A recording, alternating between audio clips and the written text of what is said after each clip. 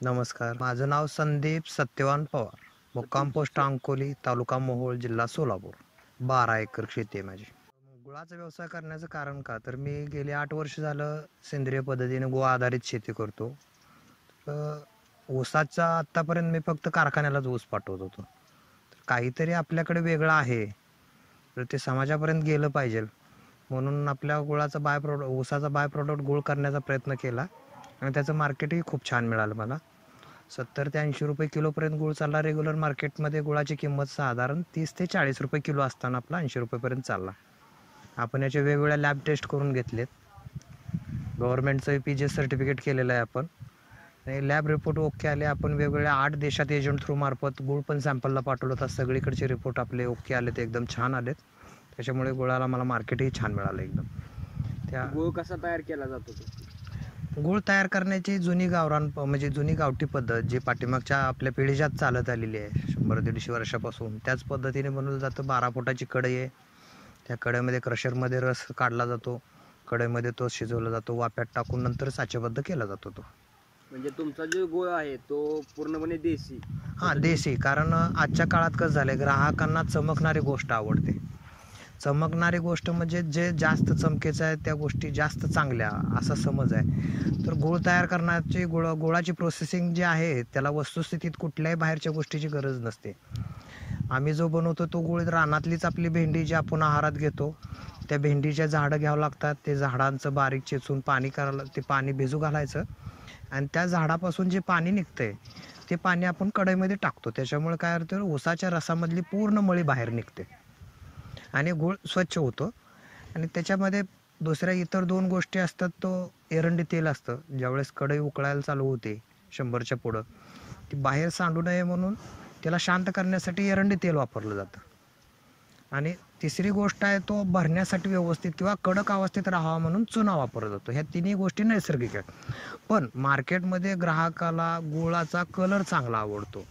तर त्याच्यासाठी आजची परिस्थिती काय आहे, तर 1-1, 2-2 ग्रॅम, 10-10 ग्रॅम गंधकचं प्रमाण असतं एका कढईला. म्हणजे 200 किलो गुळाची बॅच यायची असेल तर तुम्हाला 5-10 ग्रॅम, 50 ग्रॅमपर्यंत गंधक वापरायचं असतं.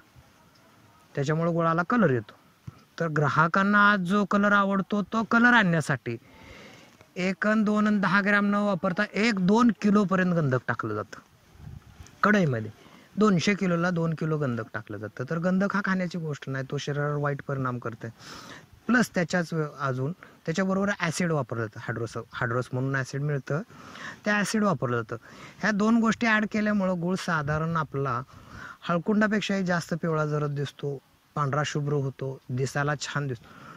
पण त्या 2 गोष्टी घातल्यामुळे गुळाचा जो नैसर्गिक गुणधर्म आहे, ज्याच्यापासून मिळणारे आपल्याला 27-28 वेगवेगळ्या रोगांवर प्रतिकारशक्ती मिळण्याचे जे गुणधर्म सगळेच नष्ट होत आहेत. नावापुरता गूळ राहतोय तो, त्याचे बेनिफिट सगळे संपलेले असतात. आणि प्लस आपल्याला तो अपायकारक घटक आहेत त्याच्यामध्ये, जे शरीराला नको आहेत. अशा बऱ्याचशा गोष्टी आहेत ज्या आपल्या आहारात 80-85% गोष्टी आहेत ज्या आपल्याला चमकणाऱ्या आवडतात, त्याच्यामुळं उत्पादक करतो. आणि ऊसाचं उत्पादनही पूर्ण सेंद्रिय. आता बाजारामध्ये नॉन केमिकल म्हणून एक गूळ येतो, तो जे मी आत्ता प्रोसेसिंग सांगितली त्या प्रोसेसिंगप्रमाणे भेंडीचं पाणी, एरंडी तेल, चुना याच्यापासून बनवला जातो. पण त्याचा जो ऊस आहे, ज्याचा रस काढला जातो, तो ऊस रासायनिक शेतीतलाच असतो. त्याचं उत्पादन रासायनिकमध्येच केलं जातं. प्रोसेसिंगमध्ये फक्त त्याला केमिकल वापरलं जात नाही, त्याच्यामुळे तो नॉन केमिकल नावाने येतो. जर आमचा जो नैसर्गिक, नॅचरल, ऑर्गॅनिक ह्या शब्दानं जो येतो, तर याचं ऊसाचं उत्पादनच मुळात कुठल्याही प्रकारचं रासायनिक खतच जमिनीत नसतं. हा ऊस पूर्णपणे सेंद्रिय, त्याची प्रोसेसिंग पूर्णपणे सेंद्रिय, हा नॅचरल गूळ झाला.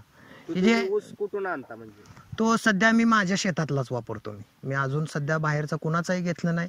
पण भविष्यात माझ्यासारखे असे जे खरंच प्रामाणिक नैसर्गिक शेती करतायत त्यांच्यासाठी मी हा गूळ बनवून द्यायची सोय करणार. बरोबर. तर सर, तुम्हाला यातून किती उत्पन्न मिळतं? सर्वसाधारण बघितलं तर मला माझ्या ऊसाची किंमत जी आहे, तर कारखाना जास्तीत जास्त 2200-2500 रुपये टनापर्यंत देतो. तर मला पहिल्या वर्षी माझा सुरुवातीचा अनुभव कटू असून मला अनुभव काही नसताना ह्या क्षेत्रातला माझ्या एका टनाची किंमत 5000 रुपये झाली. म्हणजेच नक्कीच दुप्पट दाम मला मिळालेला खर्च वजा जाता.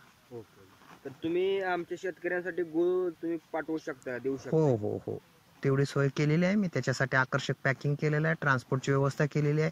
माझ्याकडे छोटी गाडी आहे. मी आता सध्या सोलापूर, पुणे आणि मुंबई मार्केटमध्ये जे ऑर्गॅनिक माल विकतात त्या काउंटरला मी माल देतोय सध्या.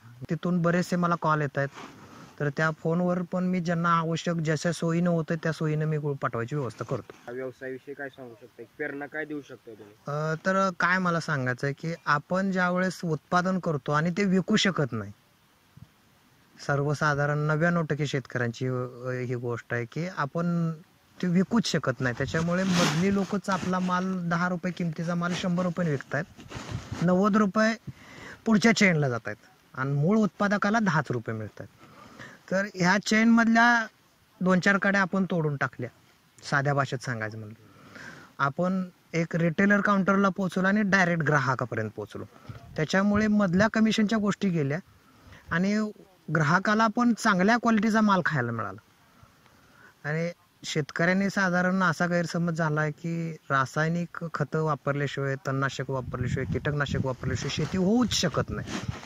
इम्पॉसिबल गोष्ट आहे. असं झालं तर वस्तुस्थिती अशी आहे की नैसर्गिक शेती आपल्या पूर्वी वाडवडिलार्जित केली जात होती, आजही होते.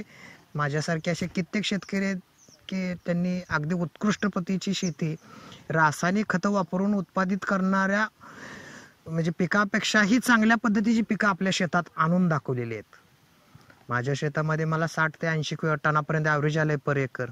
सेंद्रिय पद्धतीने, नैसर्गिक पद्धतीने ह्या शेतीमध्ये आमचा रोल 20% असतो, निसर्गाचा रोल 80% आहे. आम्ही निसर्गावर बरंचसं सोपवतो. गोवंश पालन केलं. तर त्याविषयी तुम्हाला काय फायदा झाला या व्यवसायात? देशी गाय, ह्या गायीला आपल्याला आईचा दर्जा दिलाय. तर ह्याच्या पाठीमागे एक आख्यायिका आहे की बाबा एक जुन्या लोकांची गायीविषयी आदराची भावना आहे, त्याच्यामुळे तिला आईचा दर्जा दिलाय. मग तिचं दूध चांगलं असतं, ह्याच्यापेक्षा दुसरं काय माहीत नाही. ज्यावेळेस आम्ही सेंद्रिय शेतीत सुरुवात केली आणि नंतर गाय काय चीज आहे, तर भारतामध्ये सोन्याचा धूर निघत होता किंवा भारताला सोन्याची चिमणी म्हणून संबोधित केलं जात होतं, तर त्याचा मूळ बेस आहे गाई. पूर्वीच्या काळी ज्याच्याकडे जितक्या गायी त्याची श्रीमंती मोजली जायची. आज पैशात मोजली जाते त्यावेळेस गायीची वस्तुस्थिती अशी आहे की भारतीय गोवंशाच्या गायीला वशिंड आहे. वसंड म्हणजेच खांदा म्हणतो आपण, हांब बोललं जातं त्याला. तर त्याच्यामध्ये आहे सुवर्ण हाड, त्याच्या पाठीवर सुवर्णकेतू नाडी आहे. तर ह्या 2 गोष्टीची देणगी पृथ्वीवरच्या सजीवांमध्ये इतर कोणत्याही प्राण्यांना, माणसांना नाही आहे. ती देणगी गायीला आहे. ते सुवर्ण हाड आणि सुवर्णकेतू नाडी. ह्याचं काम आहे की सूर्याच्या प्रकाश किरणातनं जे सुवर्ण क्षार निघतात ते ऑब्झर्व करायची ताकद फक्त एकच सजीव आहे, गायी बैल, ज्याला वशिंड आहे ते.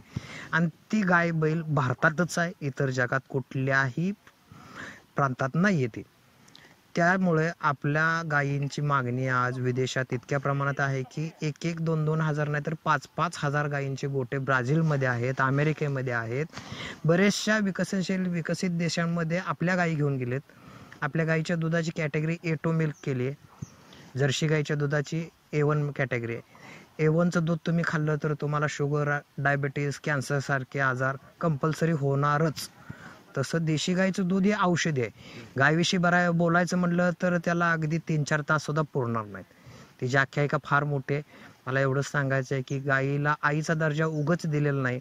असा कोणता प्राणी नाही की ज्याला गायीचं दूध चालत नाही. देशी गायीचं, इतर कुठल्याही प्राण्याचं दूध, लहान मुलं आहे किंवा जनावराचं असू द्या किंवा कुत्र्याचं, मांजराचंही पिल्लू असू द्या, त्याला तुम्ही म्हशीचं दूध पाजा, जर्सी दूध पाजा, नाही पचणार. पण गाईचं दूध कुठल्याही सजीवाच्या बाळाला पाजा, ते दूध पचनी पडतं. ते तेवढे गुणधर्म आहेत, त्याची तेवढी सात्विकता. काय मिळाला फायदा व्यवसाय? ह्या माझी शेती माझ्या 12 एकराच्या बांधाच्या आतमध्येच आहे. मी 1ही रुपयाची कुठलीही निविष्ठा विकत आणत नाहीये. तर बऱ्याचशा कंपन्या येत आहेत की आमच्याकडे हे औषध आहे, ते औषध आहे, सेंद्रियमध्ये असं आहे, तसं आहे.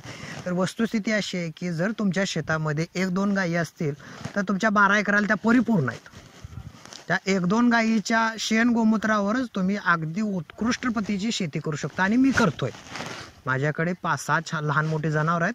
ह्या गायींचं शेण, गोमूत्र, दूध, दही, ताक याच्यापासूनच मी शेती उत्पादन घेतोय.